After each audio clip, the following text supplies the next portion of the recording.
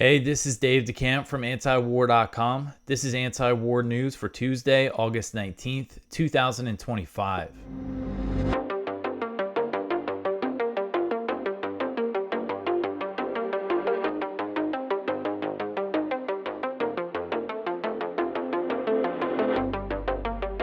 All right, this episode of Anti-War News is sponsored by the Expat Money Online Summit, which returns this October. This is the third year in a row that they are sponsoring the show and that we are helping promote the event. And the Expat Money Summit is hosted by Mikkel Thorpe, the host of the Expat Money Show, a friend of ours at antiwar.com. And this free online event is packed with real strategies that you can use right now, like acquiring second residencies and citizenships, legally mitigating taxes, purchasing international real estate, setting up offshore banking, and more. This year's summit is focused on Latin America, and for very good reason, with all of the changing dynamics down there, and that is where Mikkel is based as well. So over 3 jam-packed days from October 10th to the 12th, Mikkel is bringing together top-tier experts to help you build your offshore plan B quickly and effectively in the region. Head over to expatmoneysummit.com to reserve your free ticket today. And once again, I will be speaking on one of the exclusive VIP panels. So if you want to get a VIP ticket, listeners of this show can use the code ANTIWAR for 20% off a VIP ticket, which includes lifetime replays, exclusive panels, and more. So go to expatmoneysummit.com and don't forget to use that code ANTIWAR if you want a VIP ticket for 20% off. Once again, expatmoneysummit.com.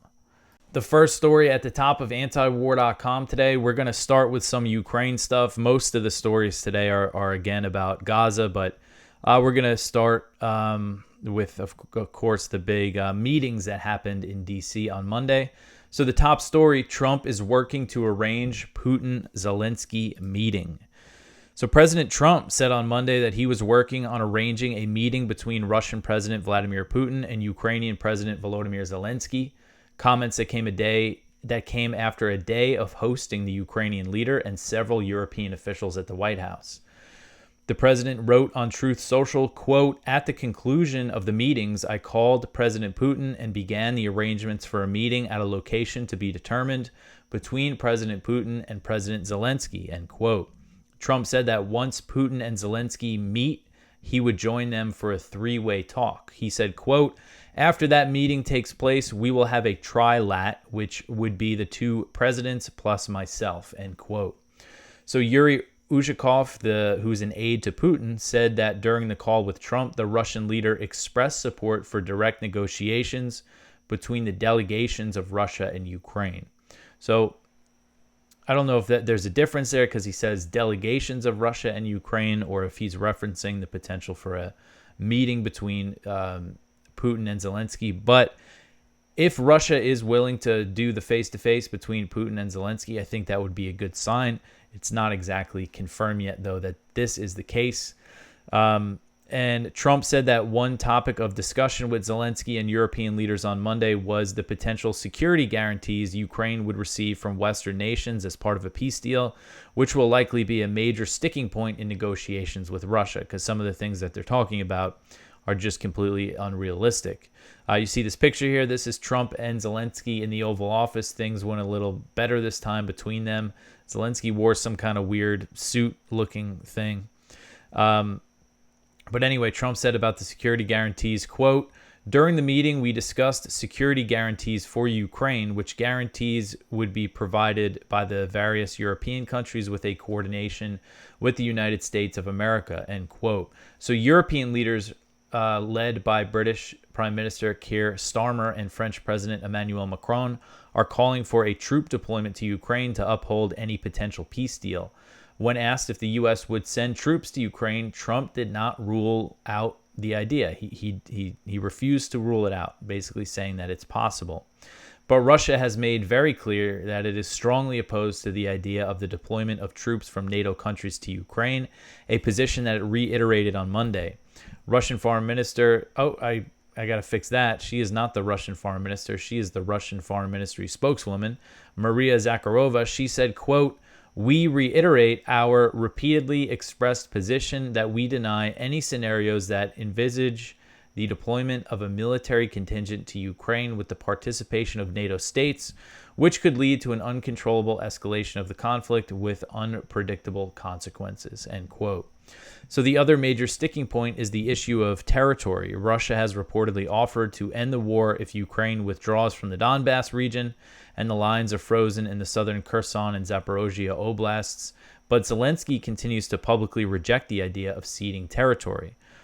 And you see this picture here. This is Zelensky meeting with all the European leaders who joined him in Washington before they met with Trump to, determine their position. And Zelensky, of course, has received strong backing from these European leaders. And according to a press release from Zelensky's office, he and the Europeans, quote, stressed their firm support for Ukraine's sovereignty and territorial integrity and the unacceptability of changing internationally recognized state borders by force. End quote. It also said that they welcome the readiness of the United States to participate in guaranteeing security for Ukraine. Again, this is the major issue, I think, here is what their ideas for security guarantees are just completely, the idea of sending troops to Ukraine is just completely delusional, I believe. But we'll see. I think we'll get a good sense. We'll see what Russia says, on Tuesday, if they are willing to have this Putin-Zelensky meeting. I think that must mean that some progress is being made, but we will see. So the next one here, Ukrainian attack on Russian pipeline halts oil flow to Hungary. So this one's from Kyle Anzalone at the Libertarian Institute. A Ukrainian drone attack on the Druzhba pipeline caused a disruption in the oil flow to Hungary. So Hungary's foreign minister wrote on Facebook, quote, Ukraine has again attacked the petroleum pipeline to Hungary, resulting in the petroleum transportation to our country to a halt. Another attack against our energy security is outrageous and unacceptable, end quote. And they have targeted this pipeline before. Back in March, a Ukrainian drone hit it and shut it down for a short time. And Hungary said that it's unclear when the flow of oil will be restored after Monday's attack. And the oil flow to Slovakia was also halted. And this this appears to be, based on what Hungary is saying, is that it seems like the damage might be more significant this time around.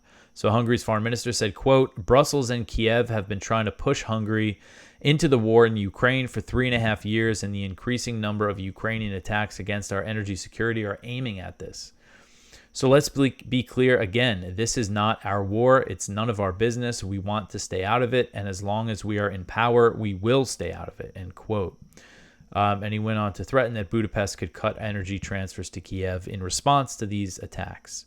So, of course, the war, the Ukrainian drone attacks in Russia, Russian missile and drone attacks across Ukraine, and the fighting on the front lines continues through all of these negotiations. All right, so the next one here, Ukraine turns Frontlines into testbed for foreign military tech. So this article is from the Defense Post. So government-backed defense technology accelerator Brave One, which is again Ukrainian government-backed some kind of firm, has received applications for 45 international companies to join its Test in Ukraine program since the initiative launched this month. So this company announced this program for all these foreign, weapons contractors and arms makers to test their weapons in Ukraine, and they got a lot of applicants. A lot of these arms companies are eager to test more weapons in Ukraine, and applicants include firms from Australia, North America, Taiwan, and the UK, according to a Brave One spokesperson. Interest surged after Ukraine's Deputy Prime Minister and Minister of Digital Transformation, that's a fancy title, Mikhailo Fedorov, unveiled the program in late July. They basically announced last month, we're open to companies to test their weapons here. And that's been their position all along here throughout the proxy war. We've seen Ukrainian officials say, send us your weapons, we'll test them here. And all these big companies, are and governments are examining this war, how certain weapons systems fare. And of course, this has led to really an increase in the focus, I think, on different militaries when it comes to producing small drones. I mean, they see how what a big factor the drone fighting has been in this war. But Brave 1 is centered on 10 priority categories for testing, including unmanned aerial systems, unmanned ground vehicles, counter-drone systems, naval drones, AI, machine learning, electronic warfare, and signals intelligence. Ammunition, lasers, missiles, navigation, and propulsion technologies are also eligible. So if there's a peace deal in Ukraine, where are they going to test all these weapons? I mean, I guess the answer is on the Palestinians, but this is obviously a huge driving factor in this war, and all the interests that want to continue it, all the money to be made here. It's been a total boondoggle, especially for the American arms manufacturers and the heavy hitters like Raytheon, Lockheed Martin, and Boeing.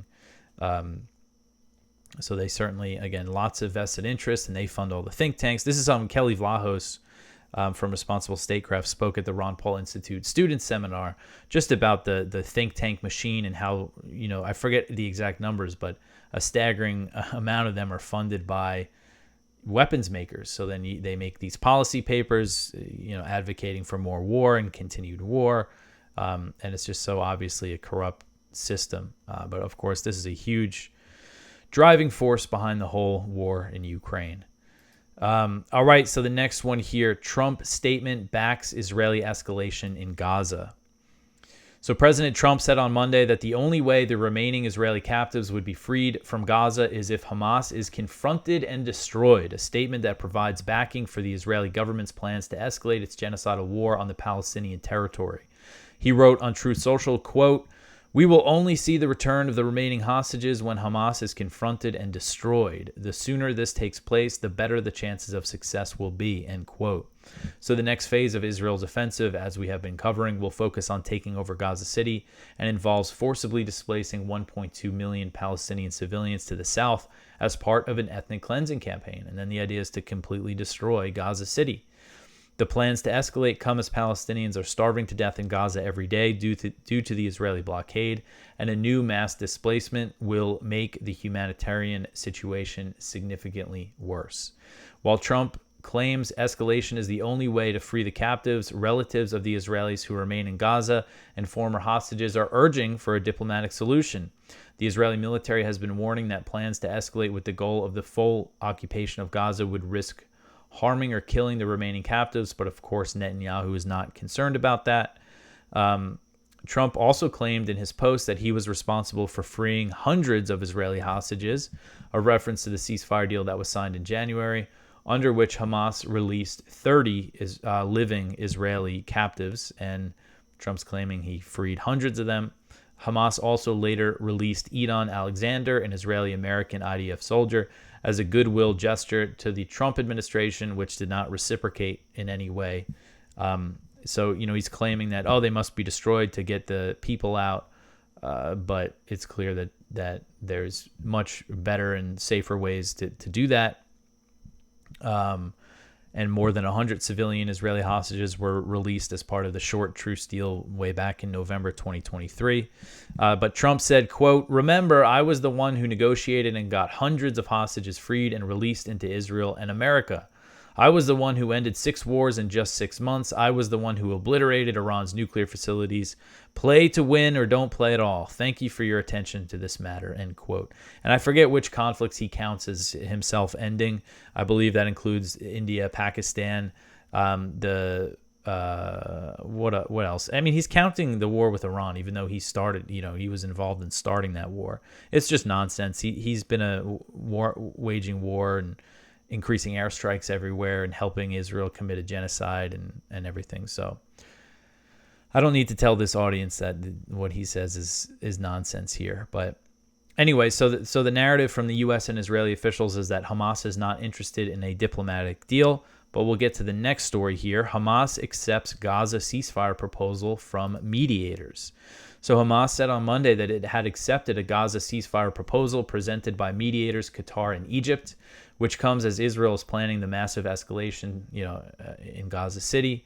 So Hamas said in a statement, quote, "Hamas, along with the Palestinian factions, relayed their acceptance of the proposal put forward yesterday by the Qatari and Egyptian mediators, end quote. According to an Arab diplomat speaking to the Times of Israel, the deal would involve the release of 10 living Israeli captives and a 60-day truce, during which the two sides would be expected to engage in negotiations for a long-term ceasefire. The Times report said that Israel had received the proposal, but Israeli Prime Minister Benjamin Netanyahu appeared to dismiss the news and signaled that he still planned to go ahead with the escalation in Gaza City. Other Israeli officials outright rejected the idea of a deal with Hamas. Finance Minister Bezalel Smotrich said, quote, "We fight only to win and under no circumstances to stop halfway with a partial deal that abandons half of the hostages and could lead to ending the war in defeat," end quote.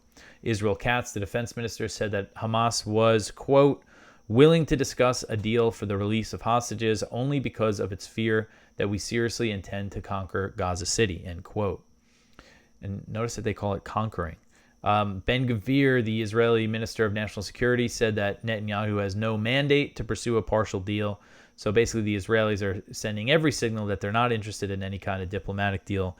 Yet the narrative that we've seen from the U.S. and Israel is that the lack of a ceasefire agreement is all the fault of Hamas, and Trump is totally just backing Israel no matter what it chooses to do next year. And in light of the news that Hamas accepted this latest ceasefire proposal, the family members of the Israelis held in Gaza are ramping up their pressure on Netanyahu to reach a deal.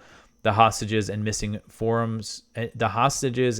Families Forum said, quote, "We demand that Netanyahu immediately conduct continuous negotiations for the release of all hostages from Gaza. The people stand with the hostages. The people will bring the hostages back. The people will not allow the prime minister to sabotage another deal," end quote. So what they are saying is completely the opposite of what Trump is saying. All right, so the next one here. Huckabee says the U.S. does not oppose Israeli expansion of settlements. This is not a surprise, but I mean, this is the U.S. just backing just such blatant crimes and theft of Palestinian land in the West Bank.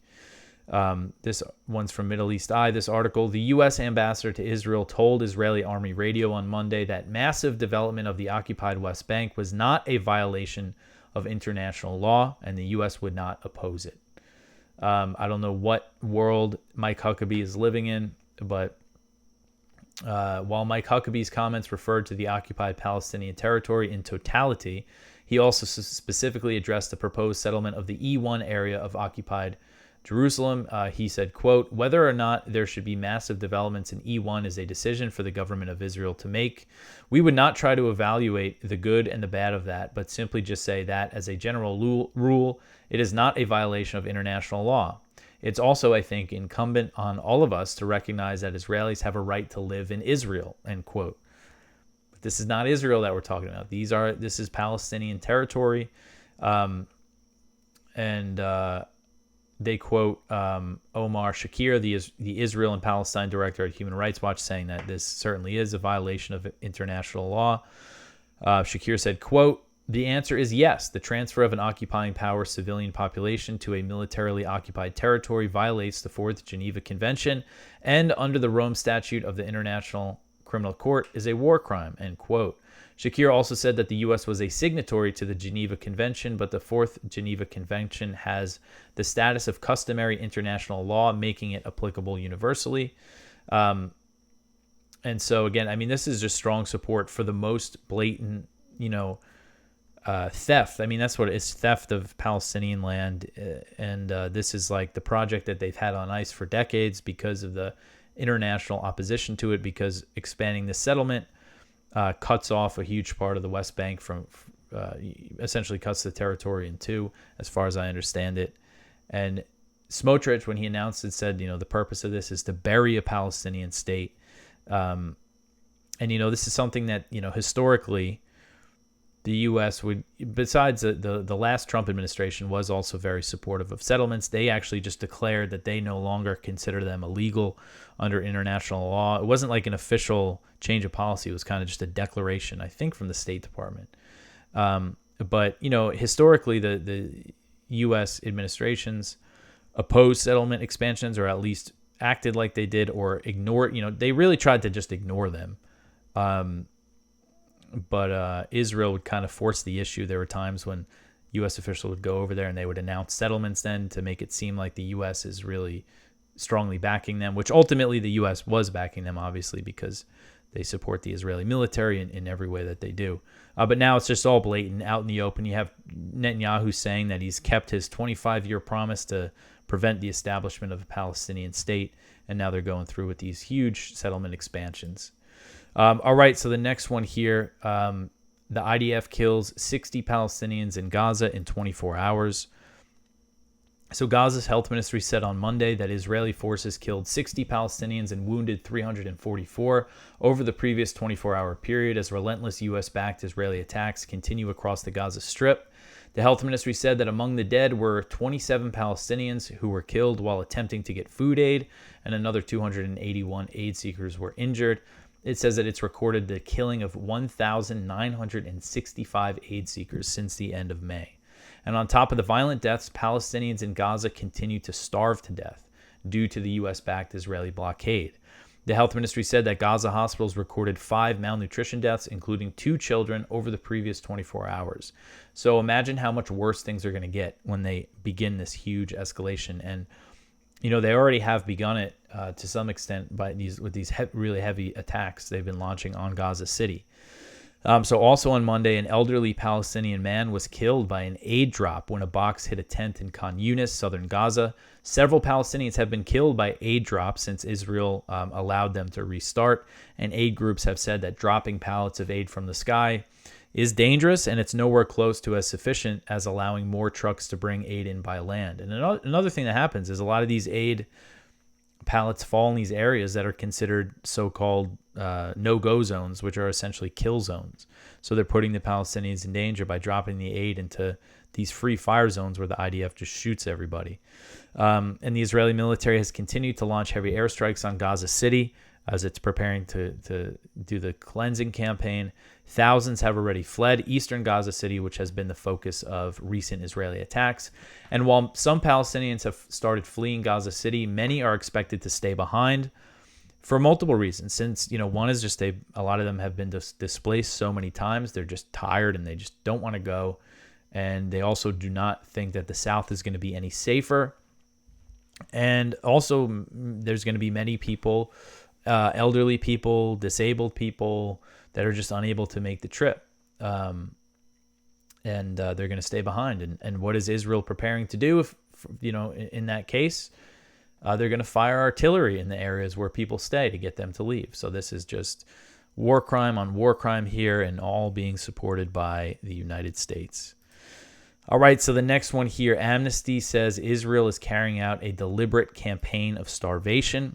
So the UK-based human rights group Amnesty International said on Monday that Israel is carrying out a deliberate campaign of starvation in the Gaza Strip, citing testimonies from the Palestinians living under the siege, and called for an immediate ceasefire and an end to the blockade.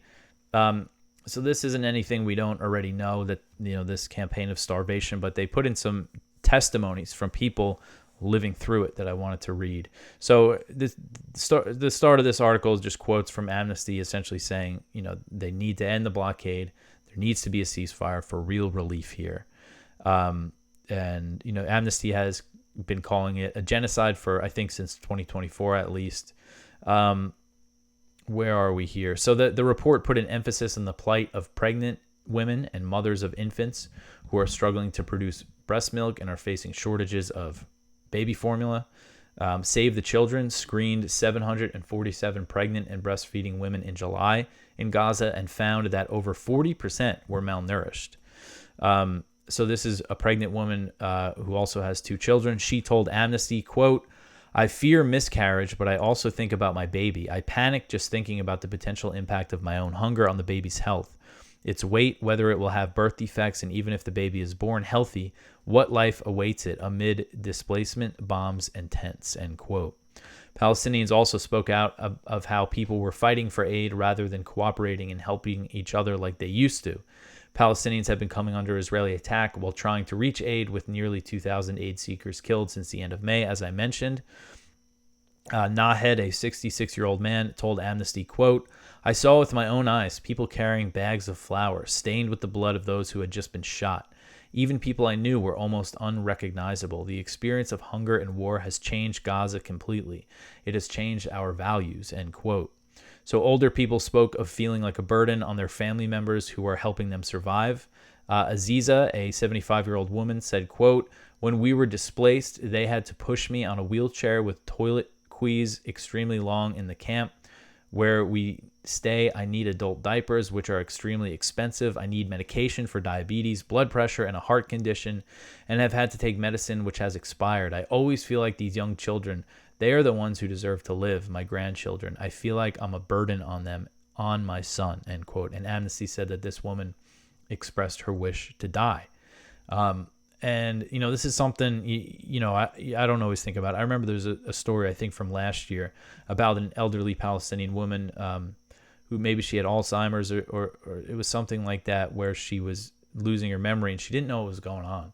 And she kept having to move. And there were times at night where she thought it was the Nakba again, because when she was a little girl, she was driven out of her home by the Zionist militias and driven to Gaza with her family. And she eventually died. But, imagine trying to take care of your grandmother in a situation, or your mother, your own mother or father in a situation like this. And I mean, for me, it hits home hearing the stories about the families with young kids, just because I have young kids myself, and I know how stressful it is living here in the U.S. where I can access whatever I need. So it's just, you kind of put yourself in that position in your mind. But just really horrific testimonies from people living under the siege that the U.S. is helping Israel impose on them. All right, so the next one here, BBC witnesses settler attack on Palestinian farm in the West Bank. So this is an article from BBC. So they had some reporters that were in the West Bank, and they witnessed Israeli settlers attacking Palestinians in the occupied West Bank. And the footage is just, it's just really crazy to see. But and they have some good pictures here. So you see, so it was on this farm. Israeli settlers set up an outpost up on the hill, and occasionally they just come down and attack. And you could see these mass settlers, dozens of them came at them, and they started destroying olive trees and lighting cars on fire and assaulting people. And they got it all on camera. And it's just, this is some of the damaged olive trees. I mean, they just, it's just very clear. There's a car that was set on fire, and homes were set on fire. They're breaking into homes. There's videos of them doing that. I mean, it was just, I never, it was like captured by a professional film crew that had different vantage points. So you could just really see it. A settler attack, what Palestinians have to live under every day. And again, I know I keep saying this, but this is why we cover this so much, because this is supported by the U.S. This is funded because they're backed by the military, which is funded by the U.S. And now, especially with Mike Huckabee saying that the U.S. supports all these land grabs, Palestinians just have no rights in their eyes. And this is, the Jewish settlers can just do whatever they want. That's not just Smotrich and Ben-Gvir who thinks that. That's also the U.S. government. All right, so the next one here, Iran warns that Israel could resume its war. So Iranian First Vice President Mohammad Reza Aref warned on Monday that Israel could resume its war on Iran at any time and that Tehran must be prepared for the possibility. He said, quote, "We must be prepared at every moment for confrontation right now. We are not even in a ceasefire agreement. We are in a cessation of hostilities," end quote. The Iranian official said that Tehran prefers diplomacy, but is unsure what the other side will do, and that if the war does restart, Iran will be prepared to finish it. He said, quote, "Of course, our strategy is to resolve issues through negotiations, but we are concerned whether the other side believes in negotiations or not. We do not seek war, but our strategy is that they start a war. Its end will be ours," end quote. And as we've been covering, Israeli officials are making clear that they do want another war. Netanyahu calling for the Iranian people to rise up against the government. Israel Katz threatening to kill Khamenei the way the Israeli military is talking about it, saying they got to be prepared for another war. And Trump also threatening to bomb them if they restart enrichment. And there's just no sign here that there's been any progress toward negotiations between the U.S. and Iran. All right, so the next one here, U.S. envoy asks Israel to comply with Lebanon ceasefire. So this one's from Jason Ditz. So last month, U.S. envoy Tom Barrack insisted that the U.S. had no business asking Israel to stop attacking Lebanon. In keeping with Barrack's ongoing inconsistency, he today insisted that Israel should comply with the ceasefire, withdraw from Lebanon, and stop attacking them. He said, quote, "I think the Lebanese department has done their part. They've taken the first step. Now what we need is Israel to comply," end quote. So he's saying that Lebanon has taken the first step by declaring that they're going to disarm Hezbollah, which, of course, there's not really any way for them to do that unless they decide to do it by force. It's long been believed that Hezbollah, is a superior fighting force to the Lebanese National Army. So they're pushing Lebanon towards civil war, it seems like. And again, Barrack just recently said that, we can't tell Israel to stop bombing Lebanon. But now he's saying, changing his tune a little bit here, maybe trying to be a little more diplomatic. All right, so the next one here, the U.S. and South Korea kick off large-scale war games. This one is from Kyle Anselon at the Libertarian Institute. So tens of thousands of American and South Korean soldiers kicked off large-scale military drills dubbed the Ulchi Freedom Shield 25. The war games open on Monday and will run for 11 days. 21,000 troops will participate in the drills, including 18,000 South Korean soldiers. And the troops' statement said that they will conduct several large-scale live-fire training events to strengthen interoperability, reinforce their combined defense posture, and increase combat readiness. So Washington and Seoul rescheduled half of the planned exercises for next month because there was flooding and a heat wave, so they pushed them back a little bit. But this goes to show, there's been some goodwill gestures from the new South Korean government, like ending the propaganda broadcasts across the border. But the big, this is the real big provocations, is these massive war games that were suspended for a few years after Trump met with Kim back in the first administration, but they restarted under Biden, and now they are still on.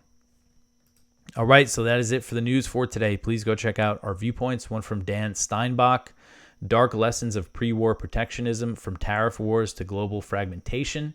One from Jonathan Cook, Our Complicity in Gaza Has Set the Stage for a Second Genocide in the West Bank. One from Ruet Shar, Israelis Are Responsible for Gaza's Starving Dead, Those with Pre-Existing Conditions Too.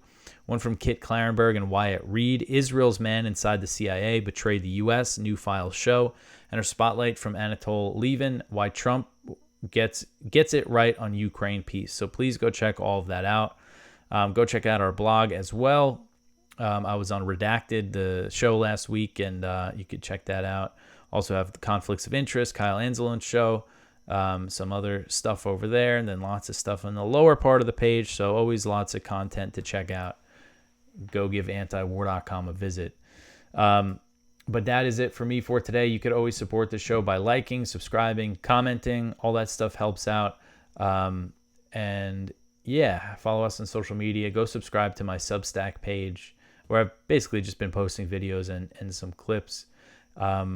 Seems like people like the interview I did with Matthew Cockerill. My audio was kind of messed up because I use StreamYard, which I don't usually use, but I didn't get any complaints about it, so that's good. But anyway, I will be back tomorrow with some more news. Thanks for listening.